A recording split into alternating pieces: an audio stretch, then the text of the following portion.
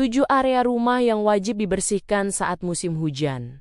Sebelum lanjut, jangan lupa klik tombol subscribe, share, dan like ya. Boleh juga klik tombol thanks atau terima kasih. Oh iya, kalau kamu punya usul atau ide tema video berikutnya, langsung komen di bawah ya. Makasih. Dan kita lanjut sekarang. Halo Bu Ibu semua, semoga sehat dan bahagia terus ya. Musim hujan itu kelihatannya romantis di drama, tapi di rumah Bu Ibu ceritanya beda. Lantai mendadak selalu lembab, cucian rasanya nambah sendiri tanpa izin, dan rumah yang kemarin rapi hari ini seperti habis dilewati kenangan. Kita bukan kurang rajin, tapi cuaca memang lagi hobi bikin rumah kerja lembur. Dan di kondisi seperti ini, rumah bisa cepat berubah dari tempat pulang yang hangat jadi sumber emosi tanpa sebab yang jelas. Pembahasan ini penting karena saat hujan turun terus-menerus, kelembapan di dalam rumah ikut naik. Dan itu bukan sekadar soal bau apek. Menurut teori indoor humidity management, kelembapan tinggi memicu jamur, bakteri, dan rasa tidak nyaman yang berdampak langsung ke kesehatan dan mood penghuni rumah. Jadi kalau belakangan ini Bu Ibu gampang capek, gampang sensitif, dan rumah terasa tidak bersahabat, bisa jadi bukan karena kurang sabar, tapi karena ada area rumah yang diam-diam minta diperhatikan. Di video ini kita tidak bicara soal rumah sempurna ala majalah. Karena Bu Ibu hidup di dunia nyata, bukan di foto katalog. Kita akan bahas area-area rumah yang paling sering terlewat saat musim hujan, yang kalau dibiarkan bikin capek double, tapi kalau disentuh sedikit saja bisa bikin napas lebih lega. Anggap saja ini obrolan ringan sambil ngelap rumah, sedikit bercanda, sedikit nyentil, supaya Bu Ibu ingat bahwa merawat rumah itu bukan soal kuat-kuatan, tapi soal tahu mana yang paling penting dulu. Area pertama itu pintu masuk rumah. Dan ini sering banget disepelekan karena kelihatannya cuman area numpang lewat. Padahal justru disinilah semua dampak musim hujan masuk ke rumah dengan bebas. Lumpur dari sandal, air hujan yang netes-netes manja, debu basah yang nempel halus tapi nyebelin. Kadang kita ngerasa sudah rajin ngepel ruang tamu tapi kok bau lembabnya tetap ada. Ternyata sumbernya cuman karena keset depan pintu basah berhari-hari dan sudut pintu nggak pernah dilap. Ini tuh kayak kita mandi tapi handuknya bau, badan bersih tapi mood langsung runtuh. Masih soal pintu masuk, sering juga kejadian Bu Ibu sudah capek masak, nyuci setumpuk baju kotor, beresin rumah, anak masuk sambil lari, sandal masih basah, jejak kaki kemana-mana. Rasanya pengen ketawa, tapi sambil nangis. Makanya, area ini penting banget dibersihin rutin. Ezechi jijemu, lantai dilap, sudut pintu dicek. Karena kalau area pertama ini aman, rumah bagian dalam biasanya ikut lebih gampang dijaga.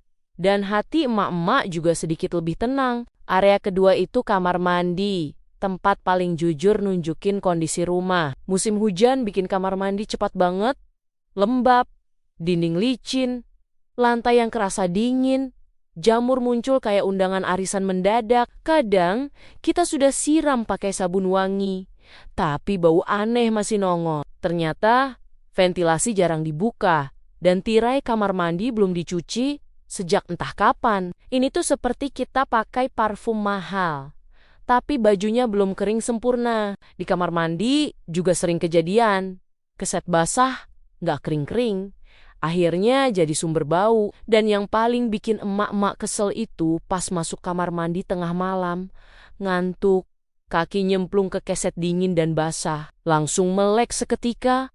Makanya area ini perlu ekstra perhatian. Buka ventilasi walau sebentar. Lap sudut dinding, keringkan lantai. Karena kamar mandi bersih itu bukan cuma enak dilihat, tapi juga bikin hidup lebih waras. Area ketiga itu dapur, tempat penuh cinta sekaligus penuh drama. Musim hujan bikin dapur jadi lembab. Apalagi dapur yang jarang kena matahari. Air cucian piring netes ke lantai, lap dapur basah digantung seadanya. Kolong lemari jarang disentuh, Lama-lama baunya naik pelan-pelan, kita sering bingung. Kenapa nasi baru matang, tapi dapur kok aromanya aneh? Padahal sumbernya dari area kecil yang luput dibersihin. Contoh realnya itu, tempat sampah dapur. Sering cuma fokus buang isinya, tapi wadahnya lupa dicuci. Terus lantai di bawahnya lembab. Akhirnya dapur terasa berat, padahal dapur itu tempat emak-emak mencari pelarian, mau masak sambil curhat ke wajan.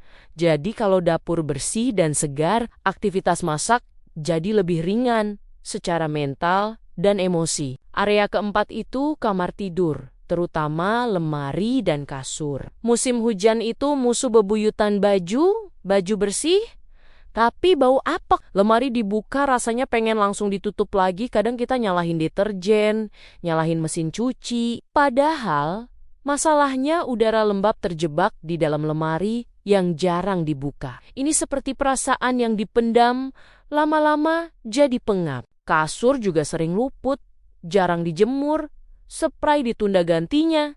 Akhirnya tidur nggak nyenyak, bangun badan pegal, dan hati makin sensitif. Padahal kamar tidur itu markas utama emak-emak buat recharge tenaga dan kesabaran. Jadi, bersihin area ini itu bukan kemewahan tapi kebutuhan dasar. Supaya kita tetap bisa senyum besok pagi. Area kelima itu ruang tamu, terutama sofa dan karpet. Musim hujan bikin sofa gampang lembab dan karpet susah kering. Tapi karena kelihatannya masih rapi, sering dianggap aman, padahal bau apak itu pinter main petak umpet. Muncul pelan-pelan, tiba-tiba tamu datang, dan kita sendiri yang gak pede duduk di sofa. Ini tuh momen malu yang bikin pengen pura-pura sibuk di dapur. Sofa dan karpet perlu diangin-anginkan, dijemur kalau memungkinkan, atau minimal dibersihin rutin. Karena ruang tamu itu wajah rumah, tempat anak main, tempat tamu duduk, dan tempat emak-emak pura-pura santai, padahal pikirannya kemana-mana. Jadi kalau area ini bersih, suasana rumah langsung terasa lebih ringan. Area keenam itu area cuci dan jemur.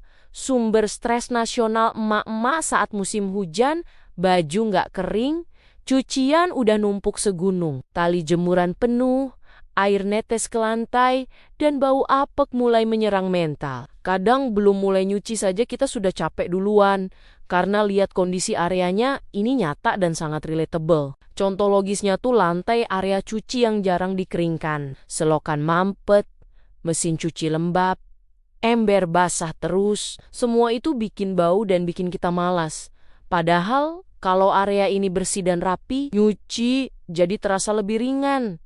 Setidaknya capeknya cuma fisik, bukan ditambah capek batin. Area ketujuh itu jendela dan ventilasi. Ini sering dianggap remeh tapi dampaknya besar. Musim hujan bikin kita takut buka jendela karena takut air masuk. Akhirnya rumah ditutup rapat, udara nggak jalan, lembab terjebak, bau muncul, dan rumah terasa pengap. Padahal sedikit udara segar itu gratis dan sangat membantu. Ventilasi yang bersih dan jendela yang dibuka walau sebentar bisa bikin rumah lebih sehat. Jamur nggak gampang tumbuh, bau lembab berkurang, dan suasana rumah lebih hidup. Ini kayak kita butuh curhat, rumah juga butuh bernapas. Kalau semuanya ditahan, yang ada cuma sesak. Kalau dipikir-pikir, musim hujan itu kayak pengingat halus tapi nyentil bahwa rumah juga punya perasaan dan suka ngambek kalau diabaikan. Sedikit lembab langsung drama, sedikit bau langsung nyebar kemana-mana. Mirip anak-anak kalau lapar. Bedanya rumah nggak bisa ngomel, tapi efeknya bikin kita pengen rebahan sambil tarik napas panjang. Dan di tengah semua itu, Bu Ibu tetap berdiri paling depan, sambil mikir, kenapa lantai bisa basah lagi? Padahal baru dipel, kenapa bau datang lebih cepat dari suami pulang kerja? Tapi justru disitulah hebatnya kita.